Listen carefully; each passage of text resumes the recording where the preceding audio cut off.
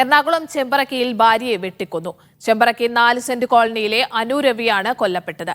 കൃത്യത്തിനു ശേഷം ഒളിവിൽ പോയ ഭർത്താവ് രജീഷിനെ പോലീസ് പിടികൂടി. മുസിന അസു ചേരുന്നുണ്ട് കൊച്ചിയിൽ നിന്ന് വിവരങ്ങളുമായി. മുസിന, ഇത് എപ്പോഴായിരുന്നു ഈ ആക്രമണം ഉണ്ടായത്? എന്താണ് കൊലപാതകത്തിന് കാരണം? പോലീസ് പറയുന്നത് എന്താണ്? സ്നേഹ, ഇന്ന് ഉച്ചയോടുകൂടിയാണ് ഇത്തരത്തിലൊരു ക്രൂരമായ കൊലപാതകം നടക്കുന്നത്. ഈ ഒരു വാർത്ത പുറത്തു വരുന്നത് അല്പസമയം മുമ്പാണ് എന്ന് മാത്രം. പോലീസുമായി ബന്ധപ്പെട്ടിരുന്നു.